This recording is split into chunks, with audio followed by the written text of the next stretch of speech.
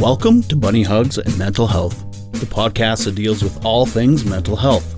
We talk to professionals, survivors, and loved ones about their sometimes informative, sometimes uplifting, and sometimes tragic stories.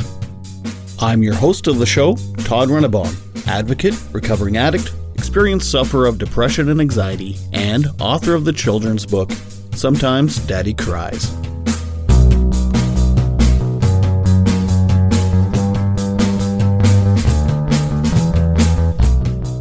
Hello and welcome to another episode of Bunny Hugs and Mental Health on the Saskatchewan Podcast Network. I am Todd Rennebohm. If you'd like to listen to other great Saskatchewan-made podcasts, just go to saskpodcastnetwork.com. I'd just like to say thank you, everybody that's been listening. Even if this is your first time listening, thank you so much. It means a lot to me, and I think it's an important podcast. I have a lot of guests that are very vulnerable, all for the reason to share their stories to help others. So thank you very much for listening, and thank you very much for all my guests thus far. It's really, really amazing that these people even want to talk to me at all, let alone on a podcast. So thank you. So I don't know what was going on with Apple Podcasts last week, but I think it's all figured out now. There were some kind of technical issues. There was, I don't know, my latest podcast episode didn't show up, and then when it did, there was actually two different things. That was a mess. But anyway, I believe it's all figured out, and I apologize if anybody was confused by what was happening. This week's episode, I speak to Bob Rennebohm. He is my cousin, a second cousin. I just met him this summer. I think I met him when I was a kid, but doesn't matter. I re-met him this summer at a family function. He's a registered clinical social worker, and we're going to talk to him. When I say we, I mean me. I'm going to talk to him about anger. We kind of get into the biology of it, how it works, why people, what our brain does when we're angry. We talk about the effects it has on mental health, or maybe more so how mental health affects anger. I also know that I'm generalizing here. It's kind of a very male kind of issue. I know that I have a lot of female listeners, but I think you female listeners will get a lot out of this, especially if you have a male in your life that has anger issues. You can learn a little bit more about how it's happening and why it's happening. So without further ado, I give you Bob Rennebohm. All right. So at this point, I'm what's called a registered clinical social worker in British Columbia. I've been registered in Alberta and a couple of the states before, but right now I'm only registered in BC. Okay. So we're relatives. You're my second cousin or cousin. I don't know what the hell we're cousins of some type. Yeah. So I know growing up there was anger issues throughout my part of the family. Right. Was it the same kind of with you? Growing up in my family, probably it's a funny thing. I mean, my dad had a good temper, but okay. I didn't see it very often. And when it erupted, it was a force to be reckoned with, and it scared the shit out of me. Mm-hmm. But it maybe only I might be able to think at least in the period of time. You'd have to ask my older sisters if it was when he was younger, but. I might have seen him lose his temper in sort of in an interpersonal context, maybe only 3 or 4 times. Really? Yeah, but he would lose his temper when he was golfing or when he was trying to build something. I mean, yeah. or putting up a tent, it was like a major shit show going on all the time on that. But that wasn't directed at anybody. That was just like watching Mount Vesuvius go off, and that was mildly scary, but because it wasn't being directed at anybody, it was just it was almost amusing at one level. Right. Yeah. But the upshot of that was really, in terms of what I learned or didn't learn, mm-hmm. was that, and maybe this is something that is a common theme across our generation. I don't know, but nobody taught you anything about how to regulate any of that stuff. Mm-hmm.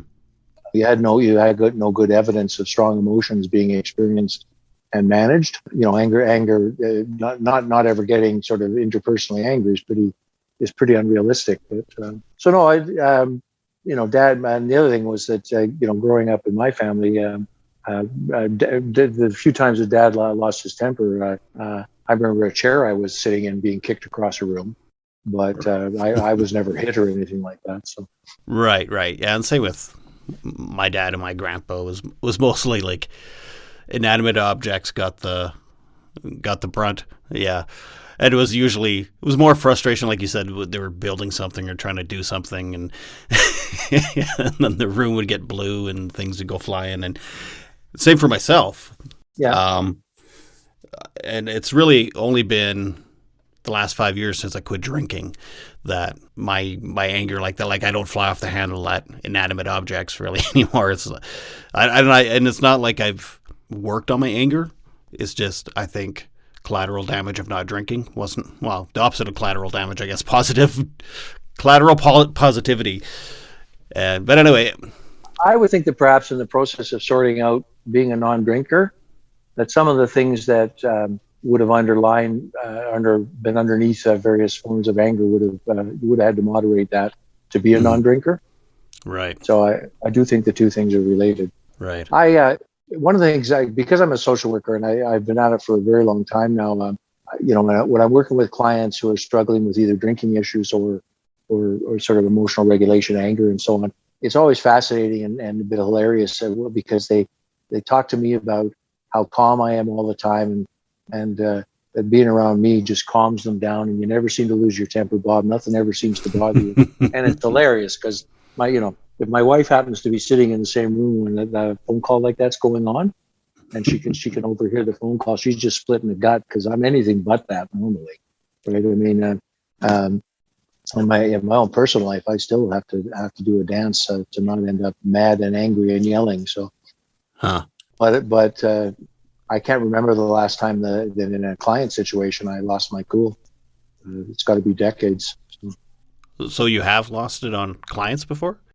Oh, 2 or 3 times. Nothing that if you were watching from the outside would have been gross or anything like that.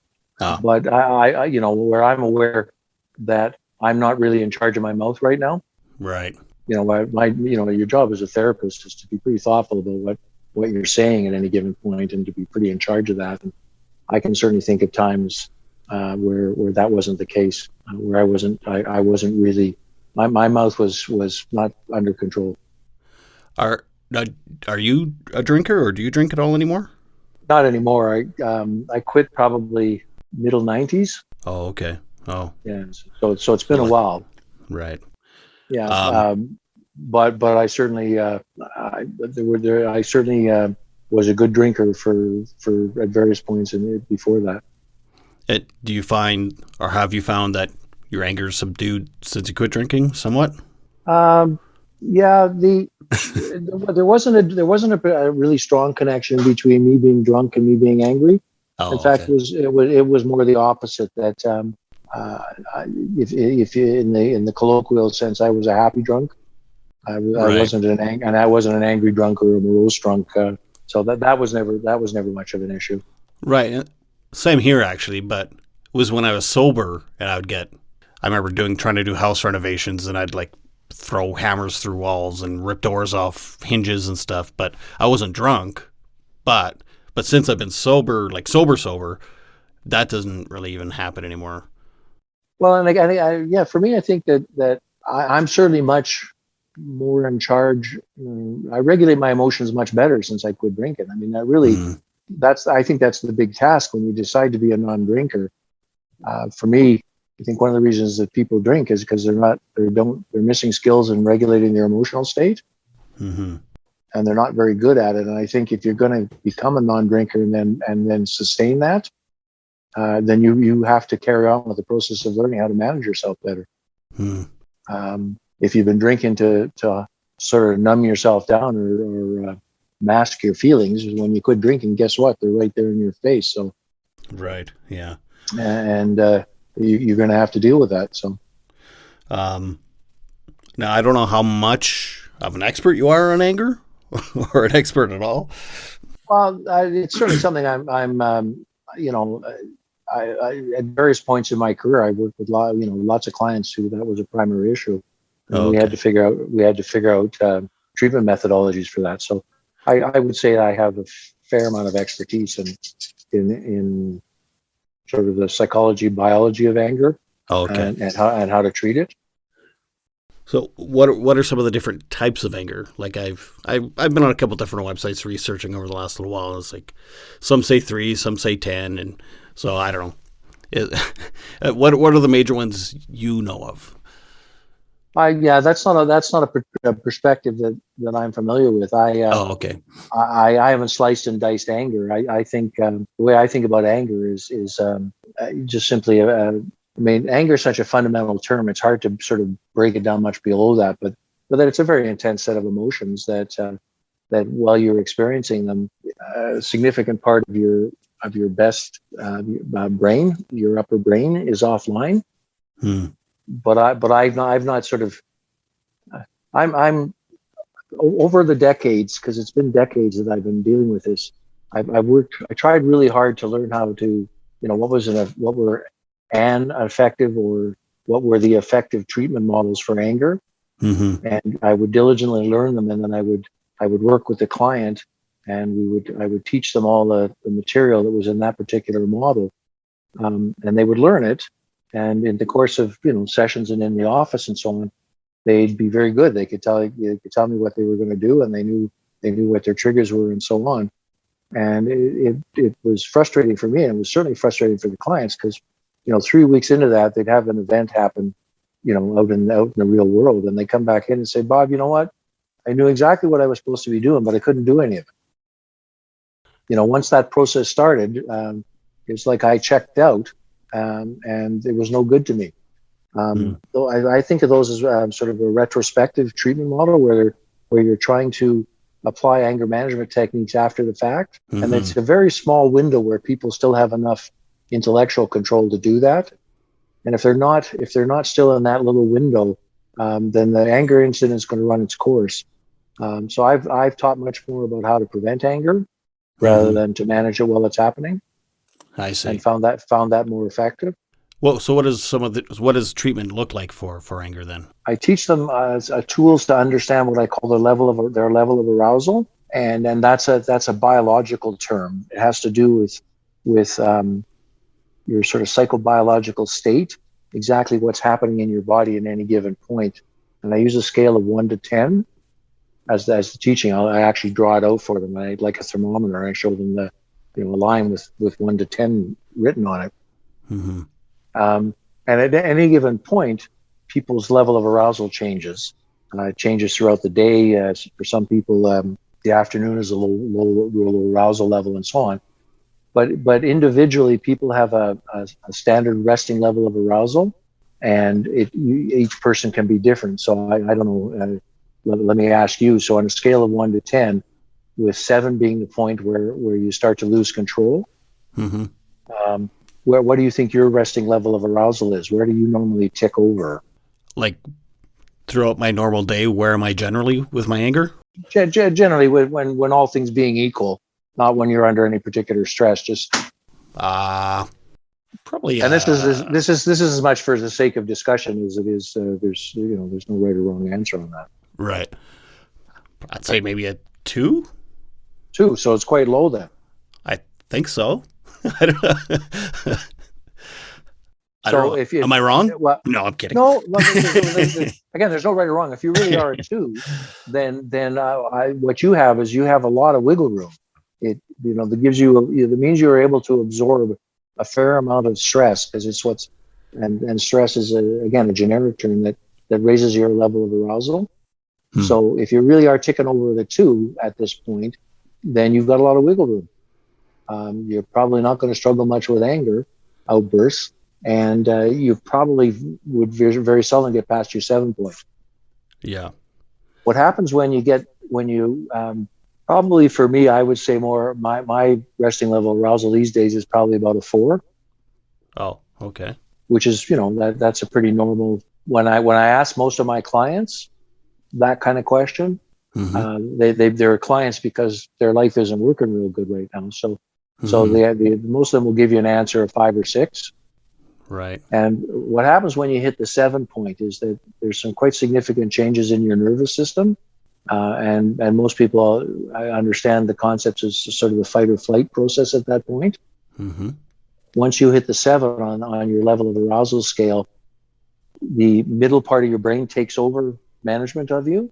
The something called the amygdala is fired, and you're now dealing with a situation of danger. And the best part of your thinking goes offline. Your neocortex goes offline, and your midbrain starts to run things, and you get a big dump of chemicals into your body. Your body prepares to take action, and there's a depending on how I work with clients and how much they want to know and exactly how they're wired and so on. There's much more to that explanation. Right. But once you hit the 7 point, it's going to run its course.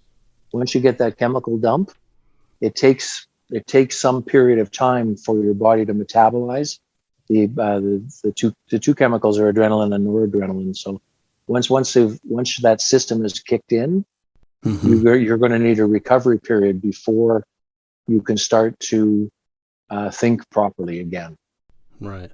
So when you hit 7, it's like the point of no return. It's like the process is going to play out now. Right. Okay. Yeah. But for many people, that can happen fairly quickly. I mean, I can get from a 4 to a 7. I can get from a 4 to a 7 fairly quickly. But there's not much you can do at that point. There are techniques you can teach people to not keep feeding that system once it starts. Okay. Right. That's an important point to withdraw if you can. If you've got a thinking process that's contributing to what's making you angry, if you're busy telling yourself what this event that's just happened means is that I'm being disrespected, for example, right, or I'm being challenged, or I'm being made to look like an idiot, or all the various things that people can say to themselves at that point. If you can find out what people are saying to themselves at that point, and you can bust that up, then they don't keep reactivating the fire. But for many people, if you know yourself, when you get past your 7 point, how long does it take you to recover? Oh, like fully recover? Like it could take hours. Yeah. When you that point where you now know I'm human enough again to start to interact with my wife, for example. Yeah. Okay. Well, it could take maybe an hour. Or see, sometimes it's been a long time, but when I would completely fly off the handle, I mean, when I would come down, I'd be embarrassed. I'd feel ashamed. I'd be like, then I'd even have a little depressed episode because of this. And then I'm moping around and I'm apologizing to my wife and I'm like, I've done it again. Right. Yeah. That's part of the reason that's a set time frame is because of that chemical dump. There's a whole biological process that you've activated when you get past your 7 point. For me, in the old days when I wasn't managing this well, it would take me sort of 40 minutes to an hour to recover. And I would be able to recognize that I'm now human again. I know that I'm back in charge of myself now. And I could resume the conversation, or I could resume whatever activity it was I was trying to do. And I wasn't in danger of losing it again immediately. So as you give that kind of explanation to a client who's wanting to manage this better, so then if you take them back to what their resting level of arousal is, and if they're telling you that it's a 5 or 6 and they can recognize that they're always on slow boil, then that's where the intervention comes in. I'm sure you've heard of mindfulness. Everybody's talking about mindfulness right now, and a lot of these clients have been taught that one of your tools for anger management is mindfulness, and they're taught some kind of mindfulness technique and so on. And to a person, they say to me, Bob, when I'm pissed, I can't do mindfulness. Yeah. I can't concentrate on anything. I'm as dumb as a post at that point. I can't do that. Yeah. And you say, the answer is, of course, that's not the time you need to be doing mindfulness. The reason you use mindfulness as an intervention is to drop your resting level of arousal from a 5 to a 4. Right. So you have to do the mindfulness when you're not at 7. You have to do it at, preferably, or some meditation or whatever lowers your level of arousal. You need to do that 4 times a day when you're actually not feeling too bad. Because you can hook people up to electrodes and measure this crap. I can watch, you can see how your level of arousal is dropping, and it means that you're now more resilient. It means that you're going to be able to manage to not get past your 7 point. That drop of 1 makes a huge difference in how much more you can stay in charge of yourself as your day proceeds. Right. So that when I talk about prevention, that's what I'm talking about is how you teach people why would you want to do deep breathing when you feel okay? Right. Well, that makes like people say, well, why would I do it? I'm okay at that point. Absolutely, you're okay, and here's the explanation as to that's exactly why you should be doing it at that point. Huh. Interesting. Yeah. So that's where I got you on teaching anger management instead of the more classic models, which is how to interrupt the anger process once it's started. Right. Because I personally never had much success with that, and I certainly had very few clients who could come back and say, yeah, I managed to bust it up. I started, but I stopped myself. Yeah. Right. Or like having your wife come in the middle of it and have her yell, "Calm down." Right. Well, so if you have a significant other and you're a Rennebohm, it's fairly important to teach your significant other that it's probably best for you to stay out of the way here. Yeah. Because if you put your hand up, you're going to end up involved, and you don't want to be involved. Yeah, my wife learned that real soon. Yeah, it's just an excuse for me to prolong misbehaving. It's really just a temper tantrum. Yeah, it is. It's a version of it. I mean, people don't. It's not a biologically different process than a temper tantrum. You're going to offend most adults if you talk about temper tantrums, but the same biology is what's going on for a kid when they're in the middle of a temper tantrum. Yeah. You can learn as a parent that there's not much point in trying to talk to your kid when they're in the middle of a temper tantrum. Yeah, exactly. Right. So why would you want to talk to me? Why would you want to talk to me then? Right. Exactly. Yeah. Huh. So you kind of talked about some of the thinking or some of the thought processes. So is that kind of like cognitive? What's it called? Cognitive behavioral therapy. Yeah. Is it kind of like that? It's not so much that is that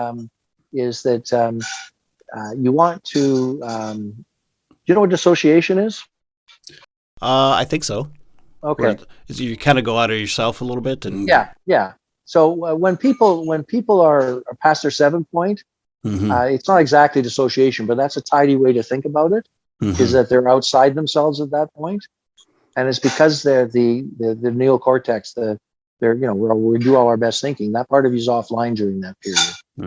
So you want to ground people at that point. You want to get them back into themselves, and you want to get them to start to relate to the world differently. I'll explain what I mean. That sounds like a really vague concept. So if you can focus on your senses when you're angry, and you can start to turn outwards, because anger is this biological internal state.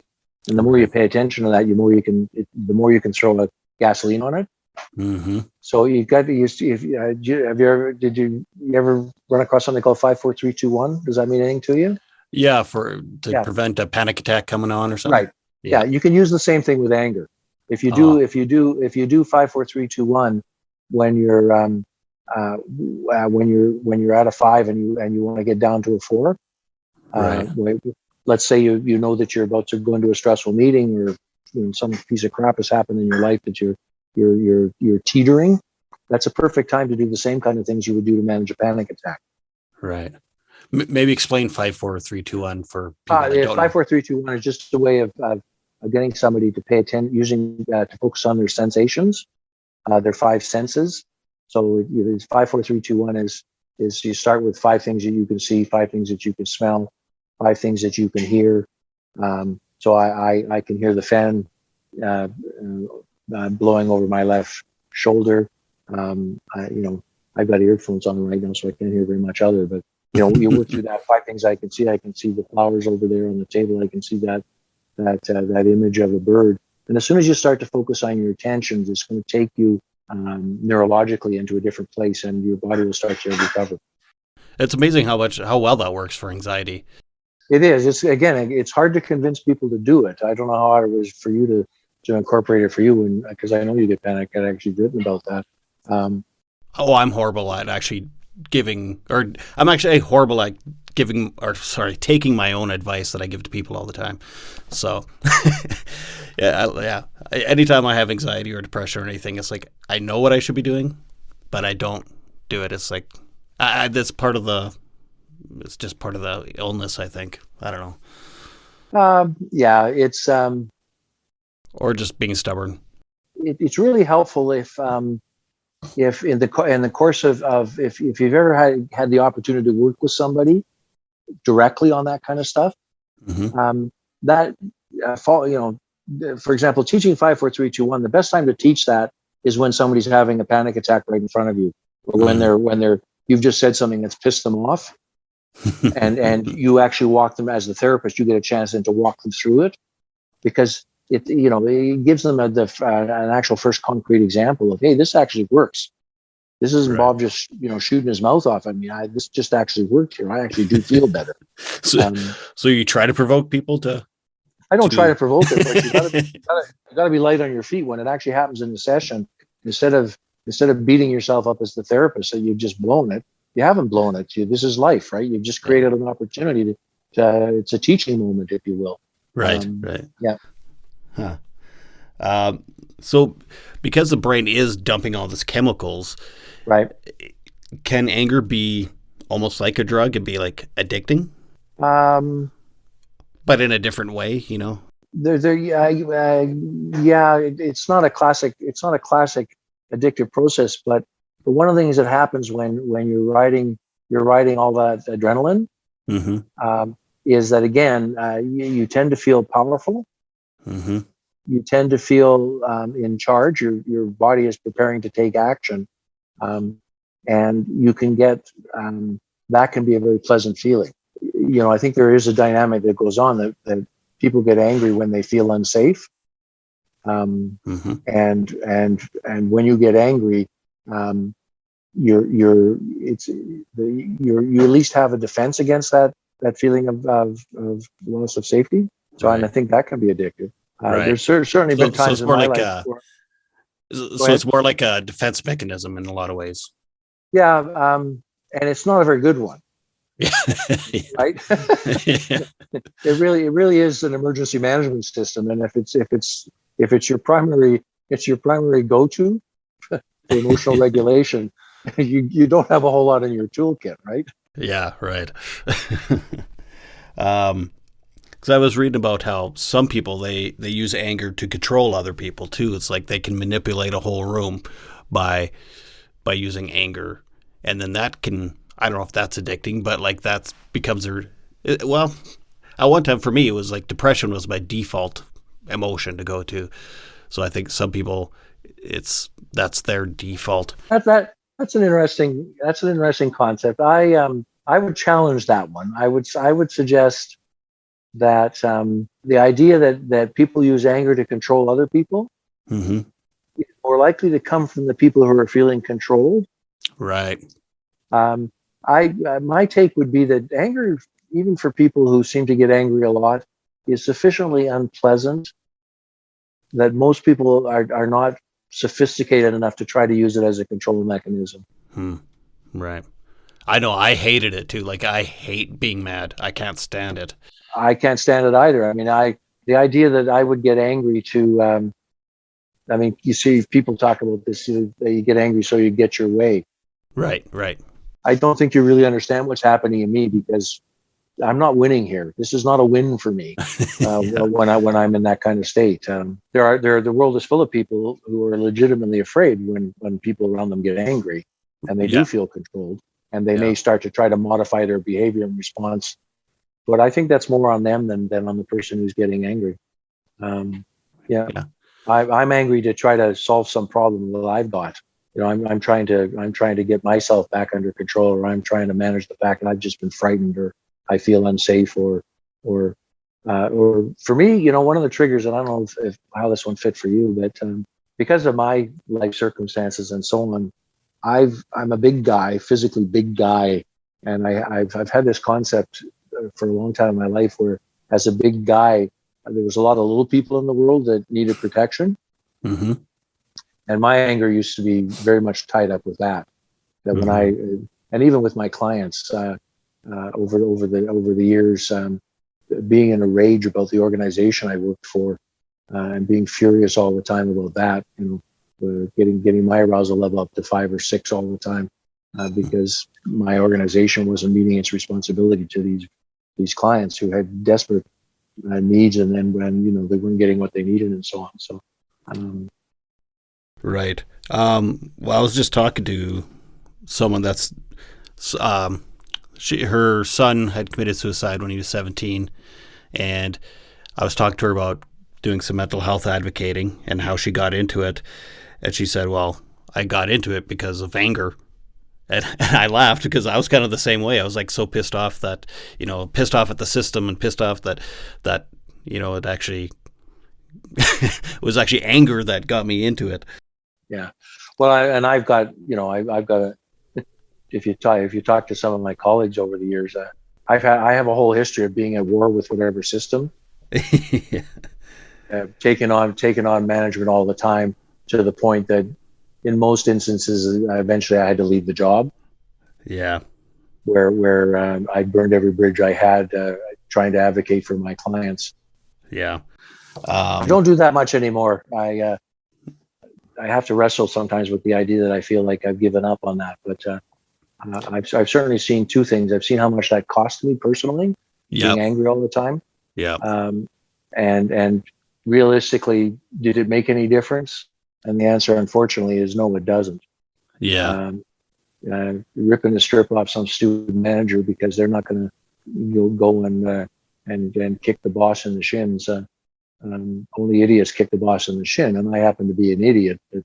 It's not really fair. It's not really fair to lay that on anybody else. So the combination of how much my life sucked when I was a 5 or 6 on my arousal scale all the time.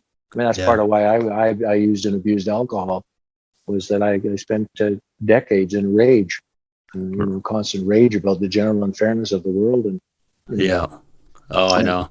Yeah, that is something that makes me go from a 2 to a 5 is going on social media and listening to the news and politics and that kind of stuff, or reading comments on Facebook. It's just a simple article, and then all these stupid comments people make. It's like, why do I do this myself? I know every time I read the comments, I'm going to get, my blood will boil. Like, why do I do this to myself? I don't do that anymore. Yeah. I can't. I can't stand being that angry all the time. So I stopped watching television news 20 years ago because I can't watch that. I don't read comments. I don't read letters to the editor. I can't. I have to protect myself from it. And so how does anger affect mental health, I guess, because, seeing as this is a mental health podcast? I think that I would say it a little bit. There's definitely a relationship here, but I think your mental health is already in trouble when you're angry all the time. So I don't think the anger leads the way. I think your mental health issues lead the way, and anger's your desperate attempt to try and stay ahead of that crap, whatever it is. Yeah, there's a statistic I found where 82% of those diagnosed with it's called intermittent explosive disorder, which is basically you're grumpy all the time. That 82% of those diagnosed with that also have depression and anxiety or substance abuse disorders. So absolutely. So that's basically just basically what you just said. The mental health is leading the way. Yeah. I saw a meme on Facebook once that said, "Anger is sad's bodyguard," and and that hit me pretty hard because when I was really going through mental health issues, that's exactly what it felt like. It was like, it's a sure way of keeping your head above water. Otherwise, you just surrender and sink. The other side of that arousal scale. Mm-hmm. I don't know what if you've ever run it. Are you familiar with it's called the polyvagal of the vagus nerve? Nope. Anything about that? No. Okay. If you like, I'll send you a couple of links if you're interested in this. But when I teach the arousal scale, I said there was sort of more to that story. You talk about 1 to 10, and that's when what's called your that's a way of talking about what's called your sympathetic nervous system. Right. And your sympathetic nervous system is the part of your nervous system that winds you up. Right. Right. It upregulates you. So this is what upregulates you. You can think of depression as the other half of it, which is so no, you're no longer talking about a 1 to 10 scale. You're talking about 1 to 10 up and 1 to 10 down. Right. So if you can think of depression as being overly down regulated. And if you actually hook people who are depressed up, you're going to find that their heart rate is slower, their blood pressure is lower, their skin conductivity is different. There's all sorts of biological measures that you can take of a depressed person that shows how that their arousal level has dropped into almost a dangerous territory. And getting angry is one of the ways of turning what's the parasympathetic system off, which is what's doing the down regulation. You can't be angry and be down at the same time. Even temporarily, anger kicks on that sympathetic nervous system and winds you back up. So the idea that anger is, what do you call it? The bodyguard of sad? Yeah, sad's bodyguard. Yeah. That's another way of, that's the biology that's behind that. It absolutely works. So, for lots of chunks of my working career, actually, it was safer to be angry about what was happening around me, because to pay attention to how sad I was over the horrible things that were happening to my clients. Fuck, how do you even survive that? Interesting. So scientifically, it really is, and biologically, it really is sad's bodyguard. Absolutely. Because I know lots of guys that, they're miserable, grumpy people. It's like, well, that's a lot of men. That's how they display depression. Right. Even though apparently it's on the flip side of zero. Well, yeah, it's their way of trying to survive with the fact that if they actually paid attention to how they were feeling other than angry, they would just turn into a puddle. Interesting. Yeah. So you've heard of the fight or flight stuff, right? Yep. Yeah. So it's actually 4 F's. It's not just 2. Oh, okay. So in order of how it goes from it's flight first, not fight. If people say fight, flight, but we're hardwired to run away. If we can't run away, then we're wired to fight. If we can't fight, we're wired to freeze. Okay, and if freezing is not sufficient, then we're wired to faint. So it's the 4 F's is flight, fight, freeze, faint. So if you do a Google search on that, you'll get articles on the 4 F's. And freeze and faint are done by the parasympathetic nervous system. And it goes back into the animal stuff where if you watch your Animal Kingdom stuff where you're watching the lion chase the zebra, that's definitely fight or flight stuff going on at that point. The animal's trying to run away. When at the last minute, the danger is so extreme and they've not successfully run away, animals freeze. They stop running at that point. Biologically, what happens is the predator gets distracted and it has some survival value standing still. And fainting takes them right out of the action, so they drop out of sight. Okay, so go ahead. So a fainting goat, they just skip all those steps and go bloop, right to fainting. Well, absolutely, and you can induce it in some animals by flipping them on their back. It activates that vagal response. If women who get assaulted, people say, "Why don't you fight?" And it's because they've gone into the freeze or faint mode at that point. Their parasympathetic system the sympathetic system is overwhelmed, and they've dropped into the freeze or faint cycle. It's sort of the last ditch defense to stay alive. You're teaching me a lot today, Bob. Yeah, it's damn you. You'd be surprised if you sit down with clients, because I can go through this in maybe an hour and a half with them, and they walk out with a whole different attitude as to why they should be doing their meditation exercises. Right. And it makes a difference. It anchors them with the knowledge they need. That's actually something, when I was in Pine Lodge, which is the addiction treatment center, I was in there for 28 days. That's something I really appreciated, was there was a little bit of every day about the biological, what booze does to you, what's actually happening in your brain. And I did appreciate that as opposed to just being, preached at or, meetings and stuff. It's like, oh, that's what's happening. And then you can think back to times I was drunk or high or whatever, and it's like, oh yeah, that's exactly what happened. Huh. That makes sense. Science. Who knew? Well, for me, it's always about making sure that the client's got the tools they need so that when they're not sitting across from me, they've got a fighting chance of sorting it for themselves. Mm-hmm. Because you never, as a therapist, you never get enough time with a client.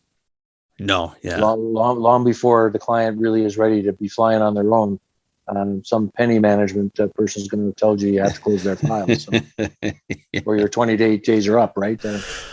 Yeah, or their healthcare is run out, or yeah. But yeah, and I suppose when they get into the real world, and like you said, like when they find themselves in a situation where they're going to get mad, they can actually think of the biology that's happening to them. So then they do become, what's the word you said? Not self-aware, but. Well, for me, it's that they've got a fighting chance of re-regulating themselves. Well, let me give you a bit more here. So. Yeah, please. All right. All the questions I wrote down, you answered. So. Okay, good.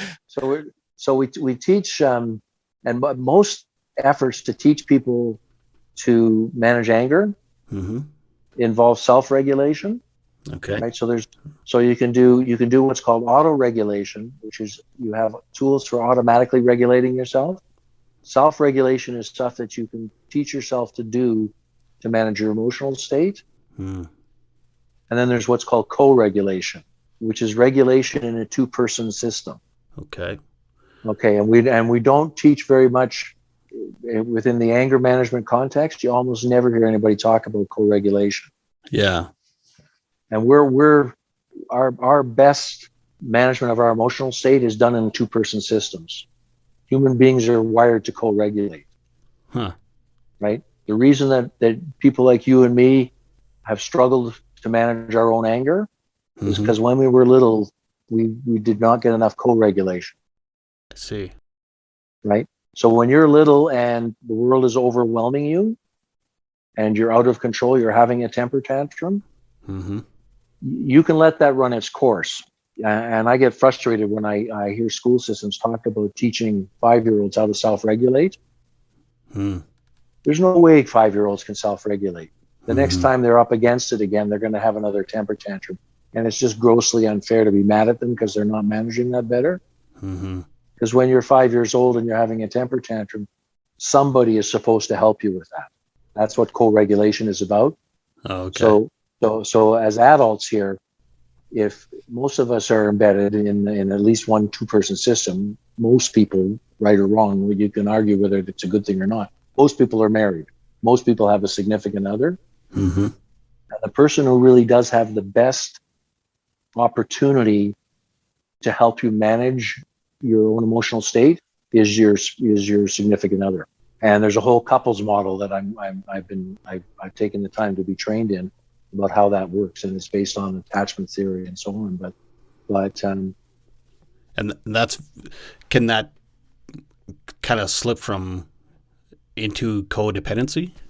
Codependency is a what is codependency in that context? Codependency is a one-way version of co-regulation. In codependency, there's a winner and a loser all the time. Oh, I see.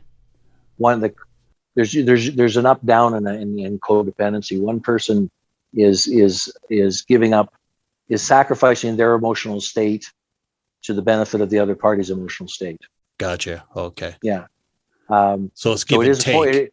It is a form of co-regulation, but it's a really unhealthy one. Right. So if you're co-regulating properly, both of you are engaged in the business of helping the other person manage their emotional state. Gotcha. Okay. In an adult-child relationship, generally speaking, it is only a one-way relationship, right? The adult is always the one that is supposed to be helping the child manage their emotional state. But that's once you get adult to adult, there has to be that give and take. There has to be a balance in that, right? So a relationship with a therapist, would that be considered co-regulation? Because Yes. the therapist is there But I mean, it's one-sided too, I guess, in a way. Well, it's more, it's a form of co-regulation, but it's more, generally speaking, not always, but it's more like the parent-child relationship then. Right. Okay. The therapist is supposed to be assisting the client with their emotional regulation. Right. So the therapist isn't getting emotionally involved. Well, they're definitely emotionally involved, because you have to manage your own emotional state to co-regulate somebody else. Right. So as the therapist has to be able to regulate themselves, they have to be able to self-regulate so they can co-regulate with the client. Gotcha. Right. So Hope this isn't too confusing for people that are listening. Well, as they listen,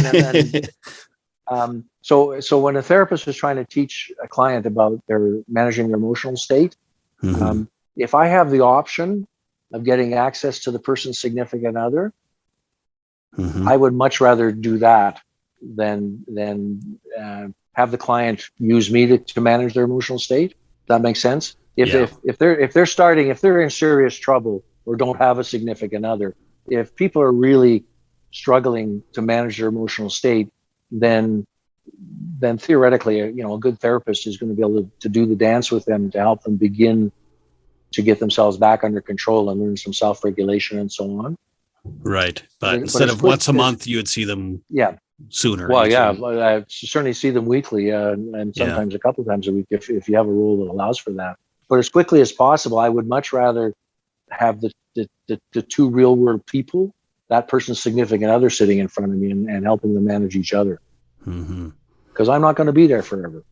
I would much rather that your real world supports are the ones that are understanding how your nervous system works and what's best for you when things are not going well.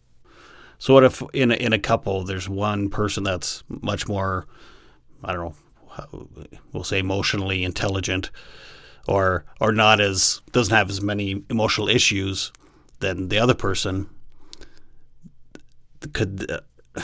Is that a lot of responsibility for the emotionally? It certainly can be and it's not that uncommon. If you really have lucked out and you've got somebody who is firing better on their cylinders than you are, if you've lucked out and they really are reliably that way and have the emotional resources to lend to you to teach you how to sort of smarten yourself up, you're lucky. In my case, you're a lucky man. But it's seldom that even the person who at some level has more emotional intelligence certainly doesn't need you to be able to flip that table from time to time. Yeah, right. It's a myth that we talk. The joke we make, as one Rennebohm to the other, is that we marry well. Not always. I know a couple of things. Yeah, well, we tend to. We trend that way. Yeah, we trend that way. I'm actually really lucky. The person I work for is one of my best friends and my boss, and I'm the only staff member because it's a small company, and she's actually a trained social worker and counselor. So there's days where we're working in the garden, and I swear it's like an 8-hour therapy session for me, and I have no idea what she's getting out of it. I was like, I have no idea what I'm bringing to this relationship, but it's I think there's some co-regulation there for sure. Maybe. Well, and that which is great. Yeah, it is. I mean, it's amazing, but sometimes I feel bad that I don't know if she's getting anything out of the relationship at all. But well, she's getting labor, I guess, so that's good. Yeah, you're an employee, and from what you post on Facebook, you look like you're a fairly decent employee. So. Oh yeah, I'd hire me. I don't know. Have you spent my? I mean, you've got a boss as a social worker. Social workers are an interesting group, and they're very different than psychologists. Yeah, I don't apologize for that anymore, and I don't mean that social workers are better than psychologists, but they're different. Fight. Nah, okay. Yeah, no, they're definitely different. There's, I've worked with a lot of psychologists over the years and so on, and I work differently than psychologists do. So when you say, what do you get out of it? I love working with people in that kind of way that you're describing. If I've got knowledge and I can give that away to you, that makes my day. I definitely get something out of it. Yeah. Well, and I can see that in her eyes too. Like, I think she really enjoys it. And, when I worked in addictions, I loved it too. I loved working with the clients and dealing with clients and stuff. And it gave me a real purpose. I'm struggling a little bit right now with what I'm finding as a purpose right now. But, well, where are you going next? Yeah. Thank you very much, Bob. I really appreciate that. It's nice to have a professional's view on things. It's not, it's really great talking to people that have their own stories, but it's also nice to get a professional's perspective sometimes. So thank you very much for that. It was great talking to you and meeting you and catching up with you. Next week, I got another really great guest. Her name is Carla O'Reilly. She's from Moose Jaw. Those of you not in Saskatchewan, yes, we have a city called Moose Jaw. It's a great little city, actually. Anyway, she has experience with postpartum psychosis, and once she the fog lifted from that, which is about 4 years of her life, she became a co-author and author, inspirational speaker, and positive power coach. And I'm going to talk to her about all that stuff, about her postpartum issues, and also her newest book, Turn on the Switch. It's about the 15 tools she used and she encourages other people to use to help get her out of her mental health issues. Anyway, that's not next week, that is next episode in 2 weeks' time. You never know, I might start doing these weekly again, but for the time being, it's every other week. Anyway, thank you for listening, and I'll catch you next time. Thank you for listening, and please subscribe, rate, and review however you are listening to this podcast. It only takes a moment, and it really helps the show out with getting noticed.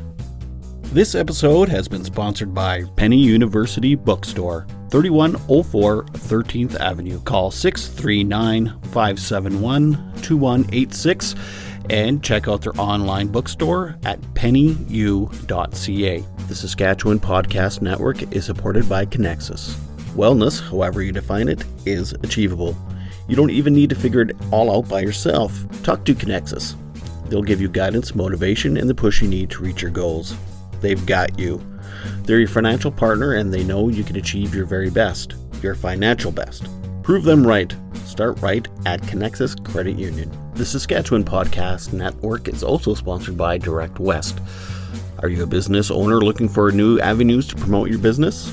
Direct West digital billboards are a great opportunity to highlight a new product, new promotion, or anything else you'd like your customers to know about. You can get local, expert marketing help for your business at directwest.com. If you are having a mental health crisis, please call the Canadian Crisis number at 1-833-456-4566. In Saskatchewan, the mobile crisis team in Prince Albert is 306-764-1011.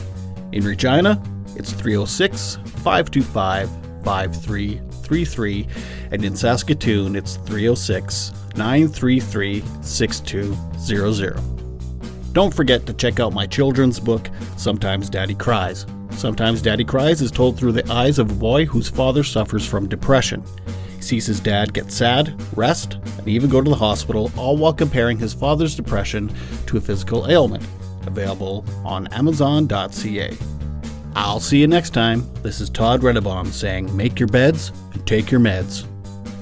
Bye.